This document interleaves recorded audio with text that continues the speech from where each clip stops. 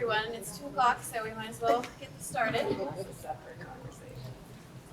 I feel like we can talk loudly enough that we can all hear in this room, but I do want to be conscious of the video and accessibility, so you guys can tell that mic is not on. Let us. Could you pull it a little closer? Okay, sure. I think as long as we're talking close to the mic. All right. Cool. Yeah, we decided to both be sitting so that we could share the mic. We just have one mic, and then we're going to go to discussion questions after we've done some of our presentation. Yeah, and so we'll use the mic to move around the room. And full warning, this is a lively discussion, so we don't like lots of discussion questions. We really want to hear from you, and we'll kind of be taking kind of a poll of where you all are at when dealing with reorganization. And we'll be kind of going through the case study that we went through and sharing some of the strategies that we employed and kind of what that looked like. All right, so both of us are from the College of Charleston, just down the block. My name is Flenner. My current title is the Acquisitions and Resource Management Coordinator. Prior to that, I was the Systems Librarian at College of Charleston. My first library jobs were in the digital library, started out scanning and special collections and creating metadata for our Content DM institutional repository. And so I've been in libraries for 13 years and do a lot of batch processing of data and making all of our systems interact pretty well with each other. My name is Gilbert. I'm the Associate Dean of Collection and Content Services for the College of Charleston Libraries. That's a position that I was promoted into in October of 2016. Prior to that, I was the Head of Digital Scholarship and Services for College of Charleston Libraries. That promotion was part of our reorganization. I've got about 10 years experience in libraries. I've got 10 plus years experience. Oh, that just turned on. Hello. It's a good thing I got a loud voice. I triggered it. I woke it up. 10 plus years of experience in web development, publishing, higher ed administration. I've done a lot of things, but I was a career changer. So I brought a whole cornucopia of skills to the table. So let's there we go. So just to take a quick temperature of the room, how many of you have recently reorganized your library departments? 1, 2, 3, 4. Hey, Brandon. 5. Okay, about 5. How many of you are facing an upcoming reorganization? Ooh, yeah, you are in that danger zone. 1, 2, 3, 4, 5, 6, 7, 8, 9, 10. You'll be okay, hopefully. No promises. How many of you don't have a reorganization plan yet, but you either think one is needed or you think it's in the post, like you see one coming down the pike? So a couple people here for that. Great, so we have like a really good variety. For those of you who have been through the reorganization, who have survived and have the battle scars to prove it, please do feel free to chime in here because we really do think that the more voices, the better on this. We had a few more voices on our panel. We had another voice, but unfortunately he couldn't be with us today, so we're kind of winging it alone. So our situation, oh no, we lost my green.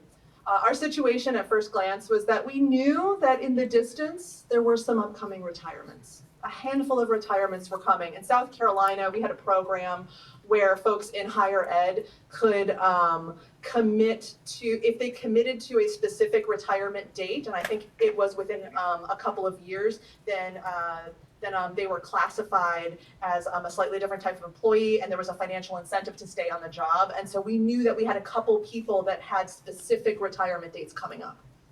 And we also knew that our college had some budget concerns.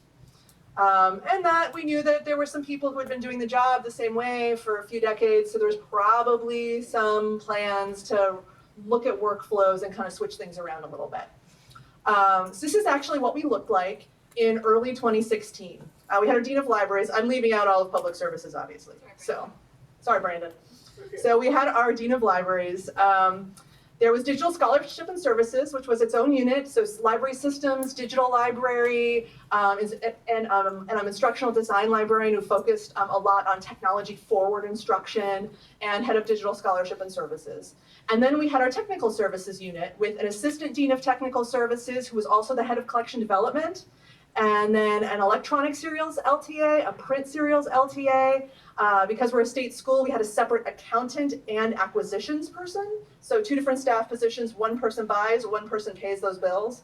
And then we had a cataloging unit with a metadata librarian, a manager of digital content, a newer position for us that was designed to do a little bit of cataloging and deal with some usage statistics, and then a cataloging LTA, right? So pretty traditional setup. So what really wound up happening is we had lots and lots of retirements and resignations kind of all at once, quite a bit.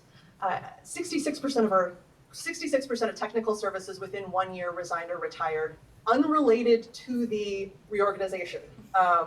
Just kind of when it rains, it pours kind of situation. And not enough money to rehire at market rate. So those budget concerns really came into play. In looking at things, we really needed to revamp workflows. There was some resistance to change, but who can blame people for that? And there was a real need to raise morale because there was a lot of people doing the same things the same way. A lot of technological changes were coming down the pike, and there wasn't really a lot put in place to help people prepare for that. So this is where we started. First person to go was our manager of digital content. Her husband got a job in New York and had to leave us. This was in, I think, May or June of 2016. And then we were very happy for her. We were very happy when our library materials accountant in July of 2016 got into grad school in Boston. We were less excited when our assistant dean of technical services and head of collection development retired in October. And then when our electronic serials LTA, print serials LTA, and cataloging LTA all hit their Terry dates and retired. So it was a little chaotic. Digital scholarship and services to the rescue. So this is kind of where we found ourselves. Do you want to? Yeah. Angela will help us fill in the gaps. So there was a few different reasons why it made sense to merge those 2 departments under one head.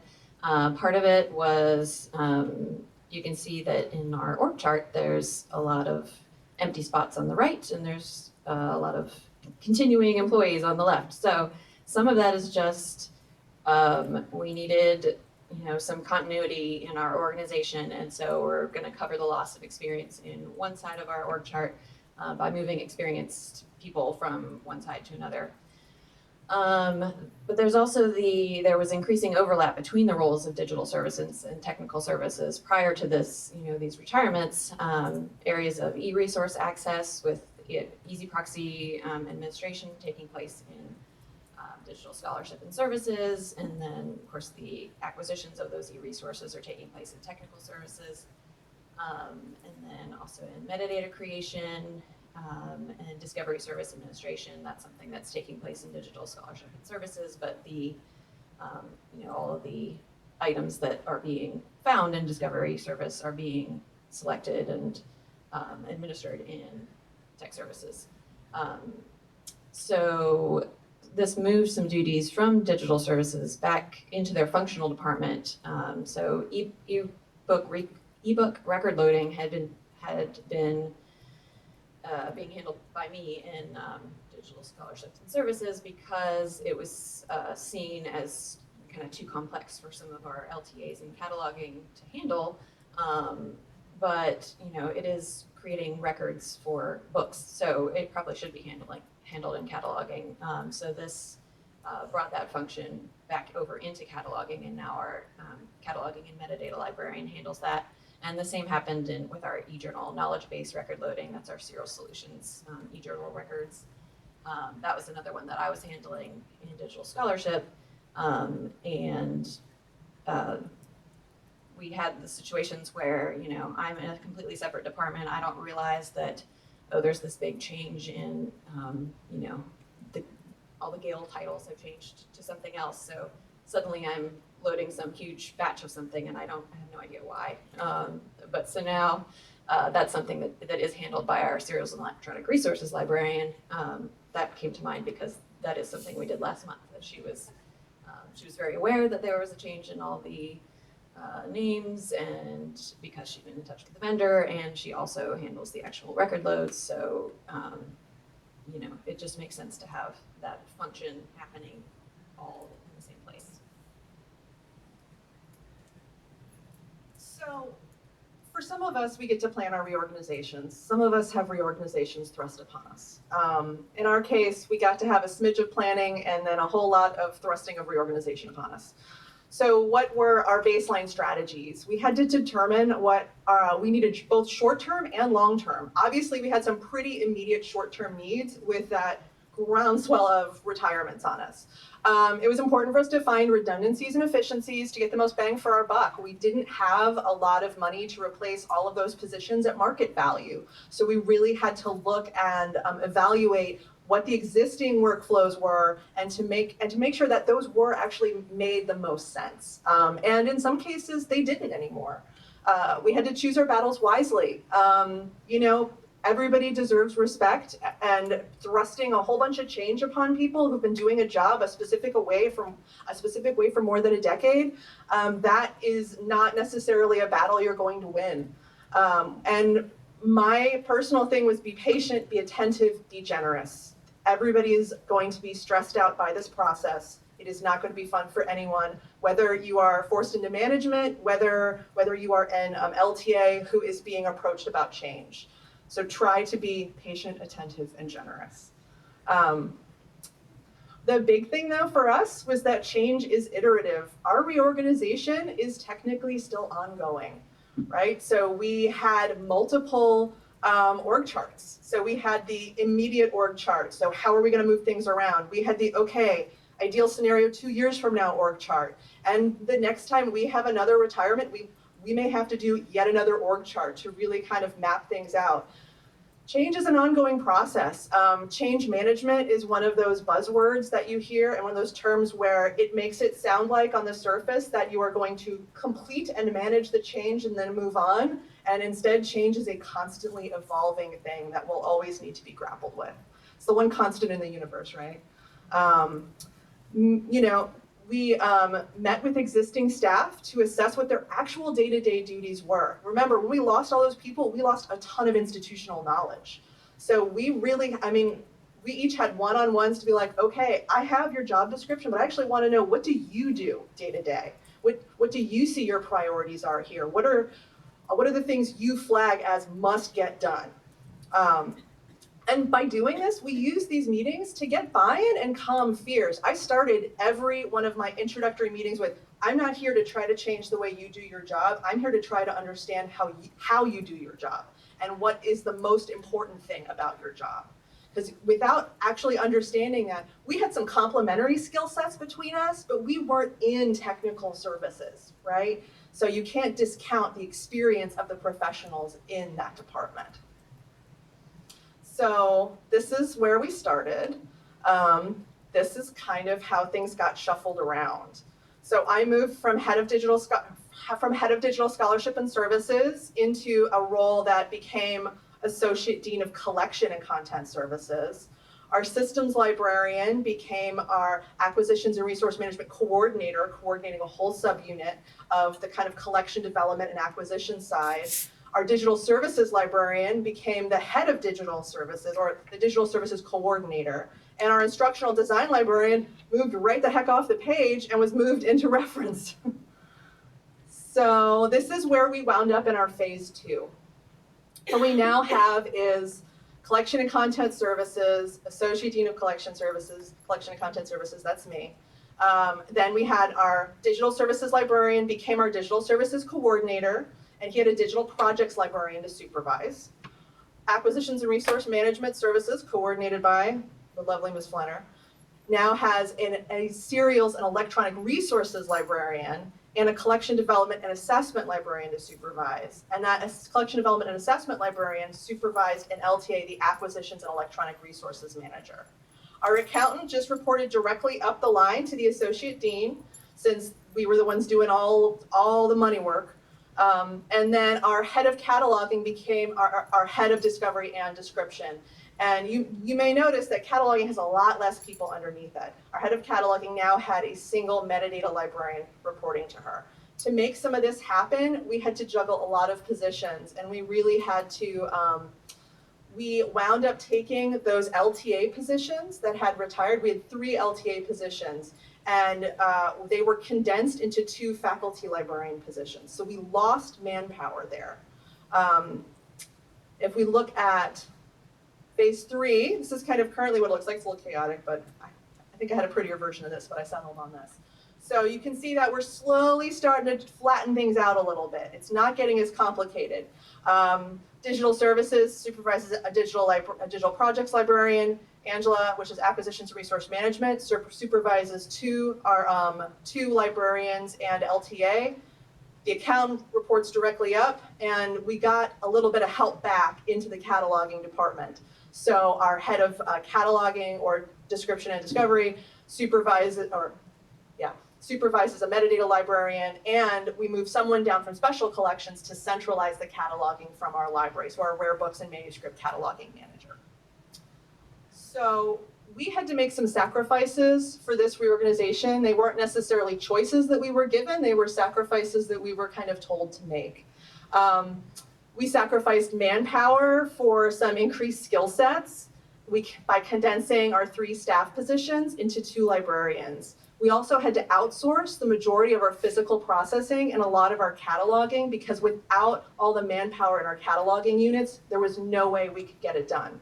So our question to the audience is, what sacrifices, if any, are you prepared to make for your reorganization? Have you been given any thought to that? Have you been given any direction for those of you that have reorganizations coming down the pike?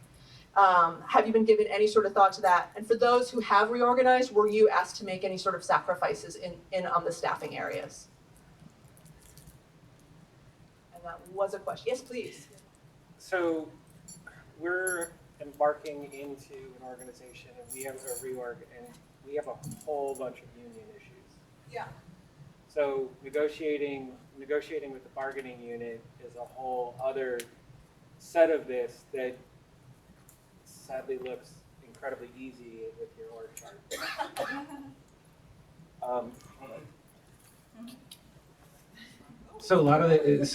This is a really long mic wire.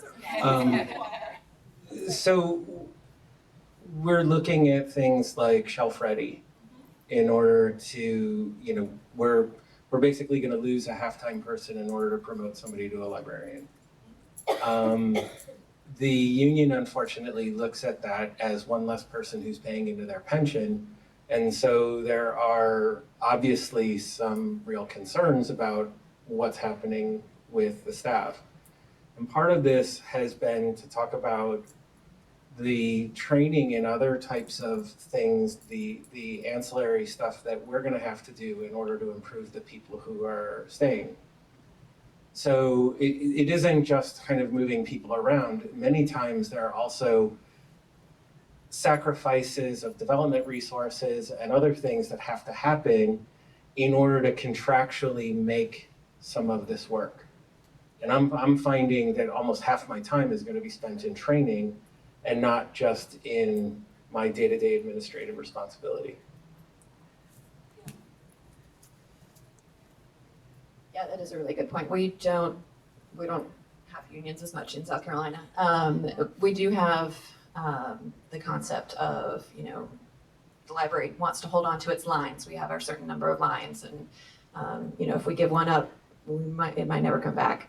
And so there was that concern, and we went from, we'd only been doing shelf-ready approval plan. We've been doing that for a couple of years, and then we went to shelf-ready firm orders. So now the only ones that we don't do shelf-ready are just kind of specialized things like DVDs and the juvenile section and things like that. Yeah.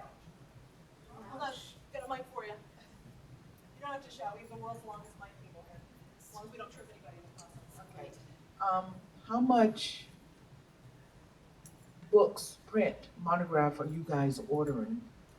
So actually, I can actually talk about that. I suppose I should use the mic. I'm not used to using mics. I normally just am like one of those really loudmouth people, so I will try to not scream into the mic. We did in around the same time go through massive materials budget cuts. In 1 year, we lost $250,000 to our materials budget. For us, that was a really, really big hit that because of the way our state does budgets, we didn't really have a lot of time to plan for. So it's not even like we could assess our subscription-based resources and then realize that savings. So our firm order budget cut took a pretty deep hit. When it comes to physical materials, our firm order budget is about $100,000 right now. It's 119, and the majority of that is still spent on print. So the majority of that is still spent on print. It does have an increasing component of e-based resources, but right now we are still ordering a lot of print. We have very robust DDA ebook plans and streaming media plans that get a ton of use, but the bulk of the print comes out of the firm order budget.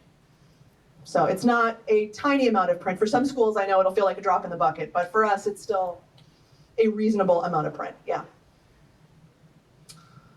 Okay, let's move on. Let's see if I can get this back in the mic stand. I'm probably not gonna be able to do that. So how do you effectively get departing staff to leave documentation? This was a biggie for us. Like I said, we lost 66% of that department. And in our case, these were folks who had been doing the same job for more than a decade. They didn't have an updated manual that was created, even though I found out that that was in everybody's job description, is make a manual.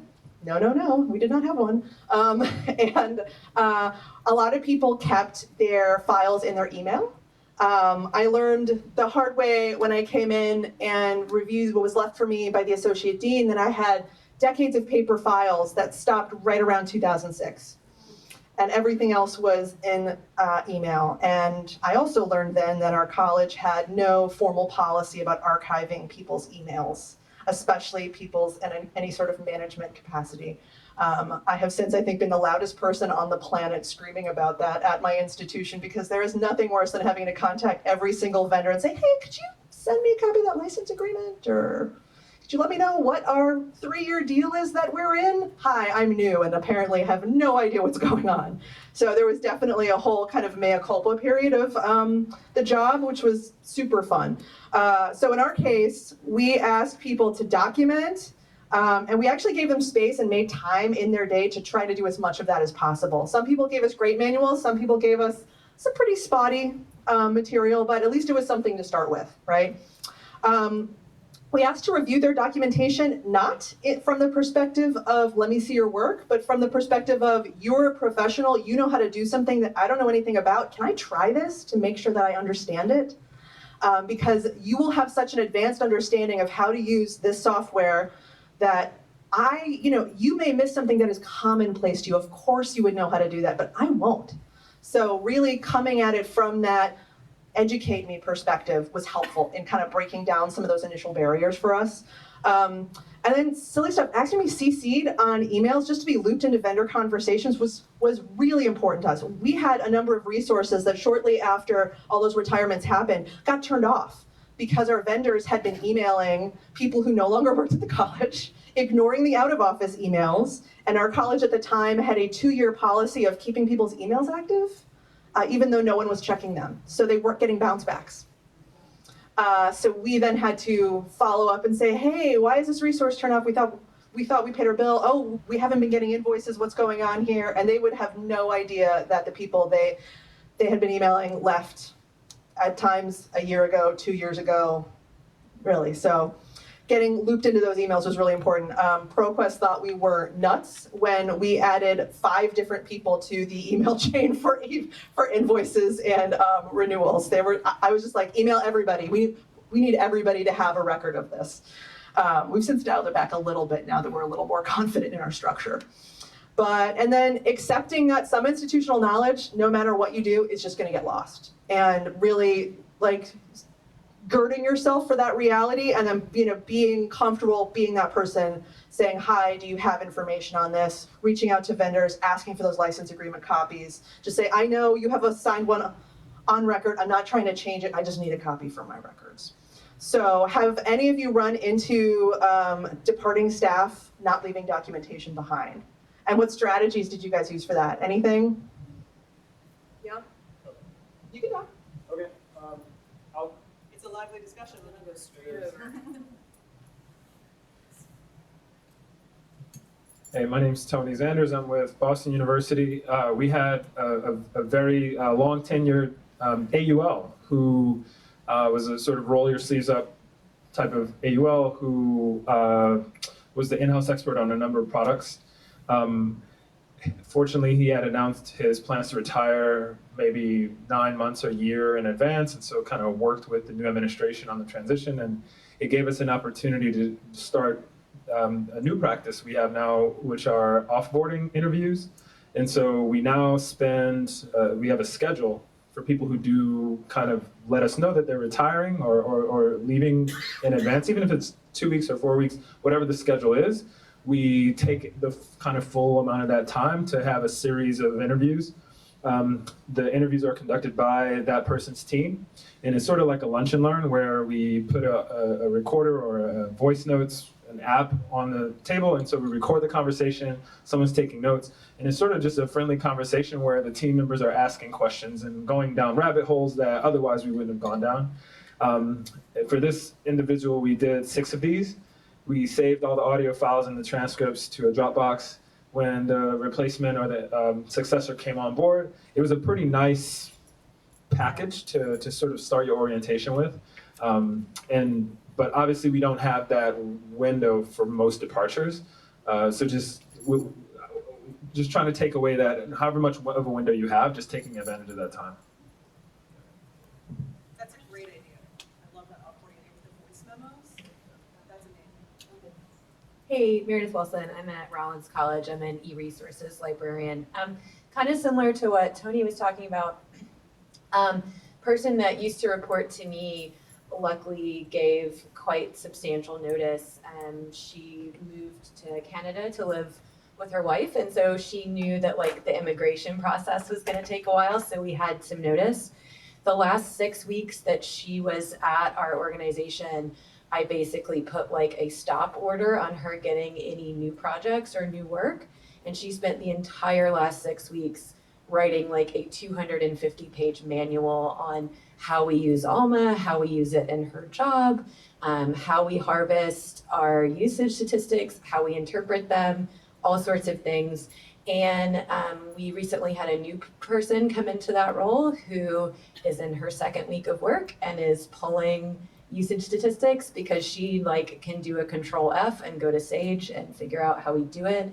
And it has saved me so much time and energy. And it did allow me that space to be like, hey, spoiler, I don't actually know everything that you do, even though you report to me, right? And so I think being really intentional about the succession planning is huge. We don't always get that kind of notice though, so yeah.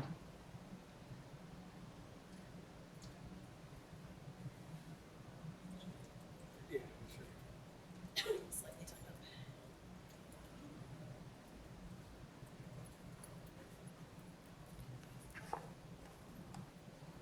So one of the other things that we did that was really, really useful was everything in life is governed by JIRA.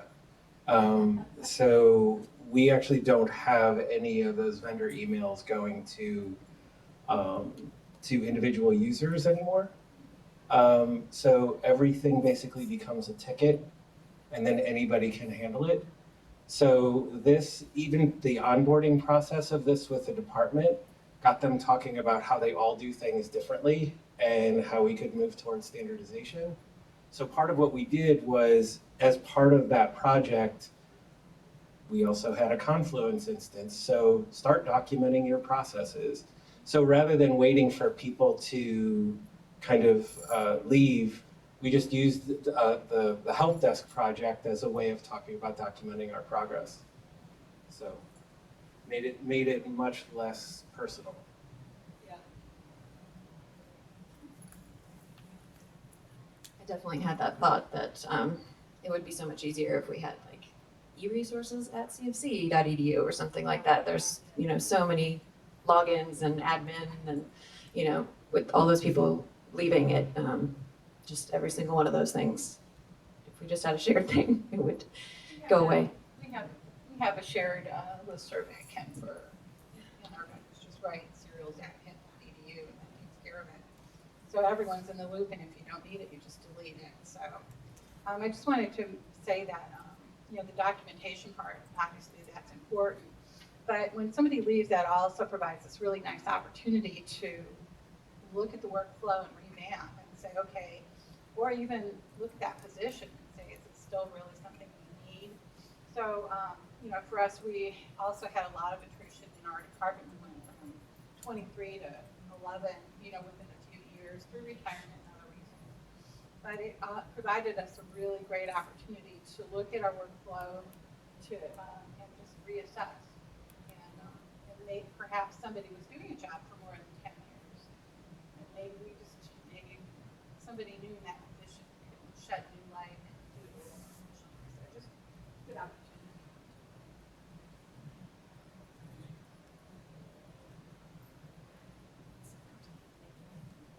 Yeah, in that same vein, in my institution, we were trying to update documents and update systems, and shout out to a system migration.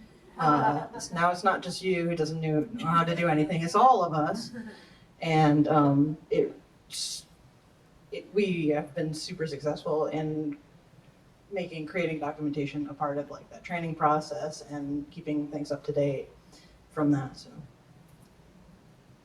Well, I'm glad to hear that you frame that as a positive, because we also have a migration coming now. We're doing that now. Yeah, and for us, because there was such this kind of catastrophic staff loss in a short period, we also did the reevaluate workflows, rewrite job descriptions. Every time we lost somebody, we used that as an opportunity to evaluate what the existing person was doing and see if there was a more contemporary job description that kind of paired up next to it that would kind of fit our existing workflows better. So our first goal was just to make sure that the lights stayed on and the resources stayed accessible. And then from there, we were able to really go into it some more. We did not know how active the crowd would be, so I had like a ton of discussion questions in here, so I might skip ahead a little bit. Let's see. This is a good one. Maybe I'll stick with this one.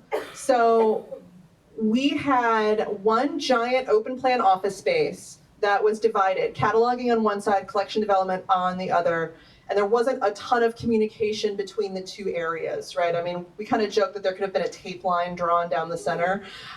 So we had to manage a lot of people in a department that were either new to their job or new roles assigned to them, and we ourselves had new roles assigned to us. So that was kind of one of our challenges of reorganization. So some of the strategies we used was we really stopped siloizing a lot of our work, and we started working in teams. So we really tried to leverage our existing skill sets. We really tried to institute, we joke we have like an open cubicle policy, because you can't not have an open cubicle policy in our office space, but it was a very open door policy. And that started to slowly break down these kind of walls and this kind of self-isolation that had been imposed over the years. And by doing that, we were able to really leverage any and all existing institutional knowledge. I mean, I don't think our head of cataloging has been asked so many questions about collection development prior to 2016 as we have asked her in the last few years, because she has decades of experience. And even if she wasn't involved in the collection development side, by osmosis, you cannot help but pick it up by proximity. And she has been really a wonderful resource for us. So is this a major concern for folks, is managing people who are new to their job or have new roles assigned to them? I'll get a couple people. I'll add a little bit. Just that this requires a lot of humility from all of us. Heather and I both came in there with, 8 or 9 years in the college, and the first couple times I got thrown into a question that I didn't know anything about, I thought, well, how have I been here 8 years and I don't know anything about this particular concept? And after the first or second time that happened, I got used to just walking around and saying, okay, here's the thing. What do you know about it? What can we do about it? How have we solved that in the past? And usually somebody knows a little bit of something. Yeah, I think being really open with not knowing stuff is important, especially in roles of management. Sometimes it's really good when you've been forced into a management position and kind of promoted up to just kind of cop to when you don't know something. I would always tell staff of mine in the digital library. I would always tell staff of mine in the digital library, like, I'm fine with you making a mistake, just cop to it and then help me fix it, right? I like embrace mistakes because none of us are perfect, we're all going to make them. And it's fine if you don't know something, but cop to it and let's try to figure it out together. And I think that that's equally true of a role in management as well, especially when you're put in this potentially really awkward situation.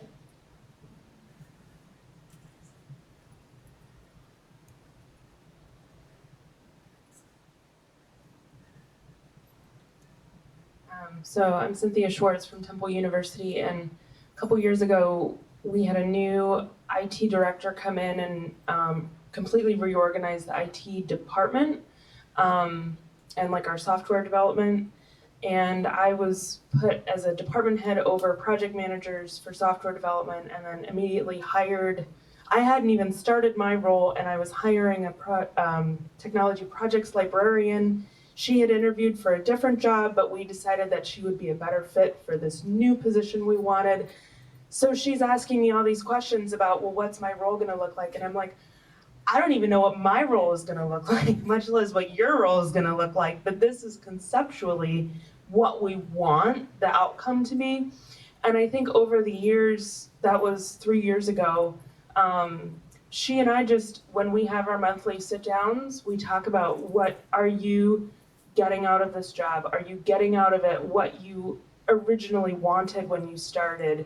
You know, have your professional goals changed? Do you feel like the direction that you're going in is meeting your professional goals? So just having that kind of continuous conversation to, and like as her supervisor, you know, if it's not going in the direction that she wants to be going in, trying to make some changes within kind of the structure that we have to facilitate that. So I think it's been fairly effective.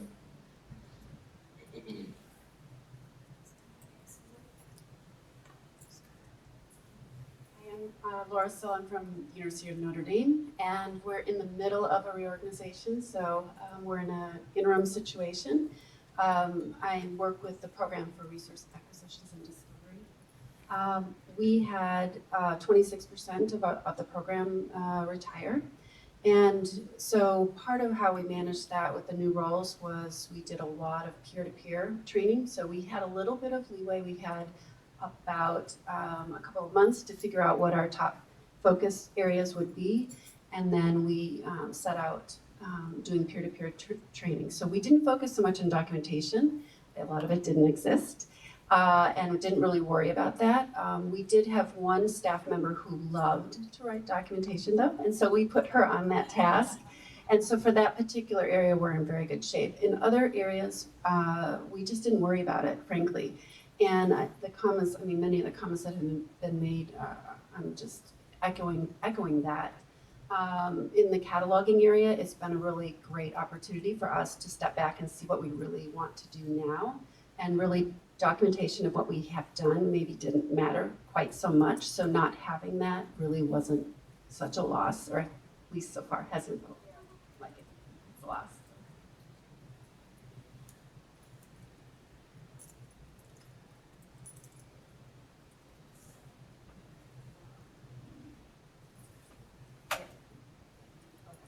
So how do you maintain or increase morale during times of change? We definitely had some real morale issues. It was a lot to see, 66% of a department either leave and resign or retire. It really was affecting the folks who had yet to retire since there was that window of 3 people who we knew were going to retire when half the department left, and then they kind of left shortly thereafter. There was a lot of fear of change, especially when Angela and I were promoted. There was a lot of concern that these two are going to come from digital scholarship and services, the techie side of the library, and just try to completely overhaul everybody's jobs immediately. And in our case, that was not the tactic we took. We knew that when Angela and I came over, we came over at the point where our 2 staff people had resigned and our assistant dean had left, but the other existing staff people had not retired. And there was a real fear that we were going to make their last year a living hell, right? There was a real fear that we were going to go in there and completely overhaul how they do everything for the last year of their job. And that is not a battle that I think is worth fighting. I don't think it does anybody any good. I think it just makes 3 professionals miserable and the rest of us pretty unhappy in the process. So instead, we took a more compassionate approach. We decided to be generous with our time. We decided to be compassionate and think about their feelings. We decided to listen to any sort of concerns, but understand what the end-term goals were.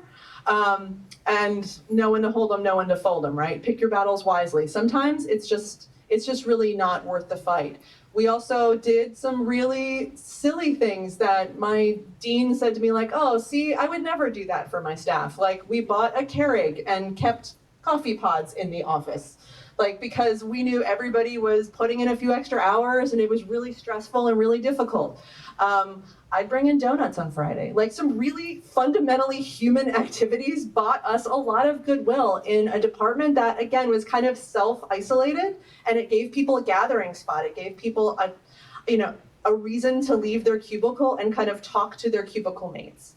Instead of just sitting there waiting for the world to end and for their job to change, right? So it's some really basic sounding stuff, but for us, it was surprisingly effective. I mean, one of the first things I did was I learned everything about one of my retiring colleagues' dogs. Adorable dog. But it was important to get to know her as a person and not just as a job description that might need to be updated. And when you're really, really in the middle of this kind of stuff and you have all these things coming at you, it can be very easy to forget that we're dealing with people who have had very long careers doing a job a certain way. And so for us, that was really important. So that's how we approach morale. I think we're going to say the same thing, but I have it around. Oh, I have a suspicion. I have a question though. Okay. Yeah, please, Go ahead. I was just curious about communication during. Yeah, I was curious about communication during the time and during the transition. Murmurings start to happen, rumors, potential rumors. From a leadership perspective, before you've made decisions before you have news to share, this begins. So can you talk through how you managed communication? Yeah. We definitely ran into that scenario where there were a lot of murmurings. There was a lot of concern that there was a retirement coming down the pike and that they were just going to bring over 2 young kids from Digital Scholarship and Services. I'm not that young, and I know. Hey, it makes me feel young every day when people call me that. And that we were going to come in and like completely flip everything around and make it really a very uncomfortable experience for everybody. As soon as we were given the authority to start having meetings with people, because our dean, we weren't really allowed to do that until a certain point. And every time I heard a rumbling, every time I heard a rumor, I went to my dean and I was like, you need to start addressing this now. If I am going to be put into this position, you are not going to set me up for success if I'm walking into a room full of people who are hostile because they don't know what's going on. And I'm just being, handed I'm being handed a problem instead of an opportunity, right? So I know that there were some meetings prior to the big retirements. I know that my dean did have some meetings with staff. And then I started to get invited to some of the meetings early on so that people knew that who I was, people was familiar with what I was doing. People kind of got a vibe for my personality and my management style, because I think that that's really important. And then the minute I was allowed to do so, I started scheduling one-on-one meetings with everybody in that unit to actually have FaceTime with them so that they could get to know me, I could get to know them, I could understand their job, they could ask me questions one-on-one without being in an audience, so that there wasn't any sort of fear of what are my colleagues thinking about me. I asked, and we had some really hard conversations. We had hard conversations about, do you see any problems here? Are you comfortable with like your current position? How do you feel about your work here, your job here? I mean, I let the conversation go where the person I was speaking to was comfortable letting it to go. I mean, there's definitely a certain degree of emotional intelligence that is needed when you have these types of conversations, and you really need the ability to kind of read the room a little bit. And so, but having one-on-one meetings and making yourself very available as often as possible was really important for us. And how many people are in your So at the time, I was having those meetings with 1, 2, 3, 4, 5, I think 7 people. So about 7. in total in the whole organization? In the whole organization, so when digital scholarship and services and technical services became collection and content services, total through losing a couple positions and moving some other positions around, I believe we're up to 10 now. In the entire library? No, in the entire library. The entire library is about 50-something, split between faculty and staff. Yeah. My collection and content services is on the 2nd floor of our library, and after we went through a reorganization, the 1st floor, which is kind of public services, they went through a reorganization, and then the 3rd floor is special collections, and so they're probably up next. Yeah. Please. I may or may not have an answer. So I actually was going to ask something different, but what you just said made me think of something that I'd rather ask, which is, so for those of you all that are in libraries that are going through change, and it seems like all libraries are going through constant change to your earlier point, in the libraries where you have faculty roles and staff roles, how are you managing the thing that we never talk about, which is the faculty-staff divide, which can be kind of like that divide you used to have between your tech services people and your other people? So I think this divide has certainly existed. It definitely existed in our library. I think some leadership changes have done a lot to soften that divide a little bit. I think that in my library now, there's more an effort to be mindful, to not take advantage of staff and kind of force so much upon them that really should be, it's just too much work for one person to handle. And we did see that happen a lot in our library, where staff were given increasing responsibilities with no compensation tied to it. And oftentimes no additional training provided. They just were expected to kind of take it on. And so that is definitely prior to this reorganization. I'm speaking of a time where I've kind of heard anecdotally about it. We have been through a lot of leadership change in our library in the last several years. And I think that being mindful of that has helped. But I did, for example, have a staff member when they announced their retirement, and we kind of made the entire department, even before they retired, but the retirements were announced, as soon as interviews were done and kind of decisions made about reorganization, I did have a staff member say, "Oh, are you cutting all staff then? Because you're hiring back librarians," right? And in our case, it wasn't necessarily that we 100% had that choice. It was a decision that was made for us. And that was a conversation we had to have with, like, no, I'm not interested in removing staff from libraries. I think our staff do a vital job. I think that it's different types of work. And but managing that divide, especially in states where I think that there's a big salary discrepancy between faculty and staff, I think is really important, and it's something that no one wants to talk about and everybody's kind of afraid of, but it's a very big reality. So I don't have a good answer for that, but it is something that exists for us. Yeah, like I think it exists for most libraries. Please. I'd like to follow up on that. And following up on that, can you talk a little bit about how you distributed the work between the faculty positions that you created from the staff positions? So we had 3 staff. One was an electronic serials LTA, one was a print serials LTA, and one was a cataloging LTA.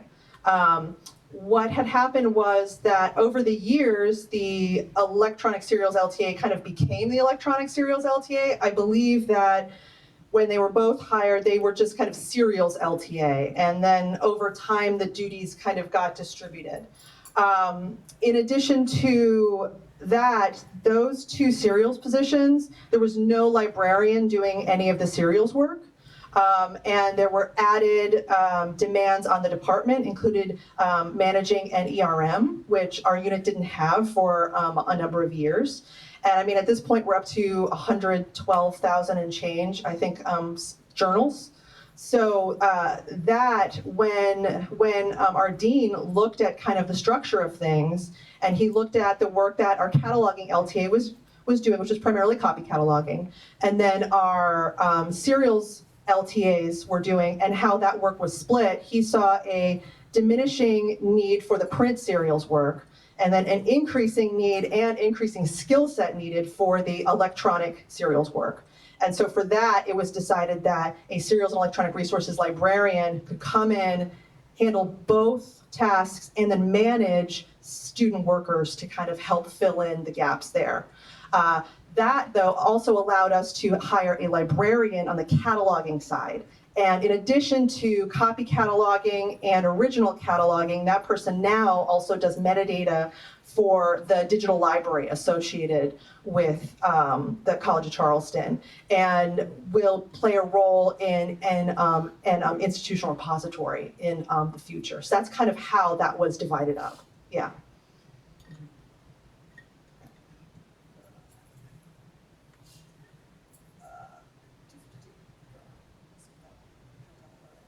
So we're running out of time, so I kind of want to get to a few of our later slides. Are these yours, I think? So this is, one of our strategies of how to come in with our, we'll say fresh eyes, but also, naive eyes maybe. So minimize nostalgia. We didn't have the kind of personal histories with, our resources, which, I don't know that I realized that we would have relationships with our resources, but I know that now. But we were able to, look more at the data instead of, remembering that 10 years ago, some faculty asked for this particular resource. We didn't have that information, so we kind of had to start somewhere. So there wasn't a huge background in this department of looking holistically at usage statistics. They would look at it at the renewal time for certain resources. Sure, let's go to the next one. Oh yeah. And so when we distributed some job duties, we started to actually come up with several big giant spreadsheets of all of our cost per use for different types of resources, databases and journals and ebooks. And when we lost our manager of digital. Yeah, I should say our manager of digital content position, which was the staff position that handled usage statistics and then some cataloging work, we just straight up lost that. That was just taken away from us. So we had to find a way to compensate for the loss of cataloging expertise there, as well as someone to manage usage statistics. So she had been previously, downloading the counter reports from our vendors and looking at those. And so when I took over the management of usage loading, I couldn't load that many resources. And so we outsourced a lot of the usage loading to EBSCO, and we have EBSCO usage consolidation service. I think when we started, we had them loading just 10 of our platforms, and I think we're up to 25 now. Which is almost all of our non-sushi counter reports. Yeah. Yes. But we do have the problem of we're moving to Alma, and we'll probably be having our usage statistics in Alma and not EBSCO anymore, so we will be confronting that problem in the next year. But since we weren't spending as much time actually doing the loading, we were letting EBSCO do that. We were able to do some more in-depth reporting. And then on the serials and electronic resources side, we worked to streamline the renewals process. Since we were all kind of new to it, we gave our serials and electronic resources librarian some guidelines for who needs to be involved in the decision of renewing. So we gave her some basic criteria. If the cost per use is under a certain amount, and the inflation is pretty low, go ahead and just renew it. Don't don't bother us, we don't need to worry about it. And then over a certain amount, that's a yellow light and she would need to bring it to me and we would discuss it. And then over a certain amount, we would bring it to Heather and then collection development committee to talk about canceling. Yeah, we went for a stoplight approach, red, yellow, green, so. And I was gonna go somewhere with that. Oh, focusing on communication with faculty. In the previous LTA role, she just didn't spend a lot of time communicating with our teaching faculty. I don't think it was an expectation of her at that time, and we did hear that from teaching faculty that, they would ask for a certain resource, and they would just never hear anything back. So, maybe the collection development committee had evaluated it and decided against it, or they were thinking about it, it was just too expensive this year, and there just wasn't that transparency. And so she's really focused on getting right back to the faculty. They hear from her when we get it, and they hear from her when we make a decision. And if it's something like we can't do it this year, it's possible we'll do it next year, they are happy to receive that information. We also now, and this started a little bit prior to the reorganization, but now any one of our resources that show a real dip in usage or very low usage, we actually survey our faculty. It was something that we were really nervous to do at first because we just expected all faculty all the time to say never cancel anything. And we were incredibly pleasantly surprised by how often our faculty said, oh goodness, yes, please get rid of that. Could you get something else instead? And that is, music to our ears. Our first year too, we did, speaking about communication with faculty, we did definitely get a number of furious emails from faculty who we had never spoken to or met before, wanting to know why we have been ignoring them for all these years. And so we did at least have that great excuse of being like, oh, hello, let me introduce myself. I'm brand new in this role. Perhaps I can address these concerns, which helped us kind of start to get some of that goodwill back. Sure.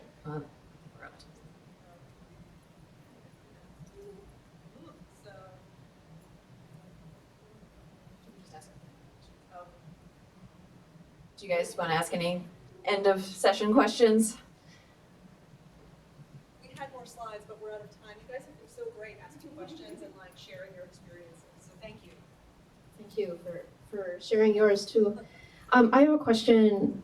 My library director comes from a public services background, and I'm new to technical services myself, and I see some gaps. Specifically, we lost a systems librarian and we lost a cataloging librarian, so especially discovery is not prioritized. And I feel like I have difficulty communicating the value of that, especially when there's been no leadership in those areas. So any tips on that? I think that is kind of a challenge for especially catalogers, because the idea of cataloging is, your work is unseen, and the only time you would notice that it's not being done is, when there is a problem. If you don't see any problems, that means it's A-okay, everything's great. I think I hear from our public services librarians a lot when they can't discover something in the catalog. So I think I would kind of approach it from that view of, here are the problems that people are running into. We need someone to do this amount of work in order to solve that sort of problem. Does anyone else have any thoughts on that?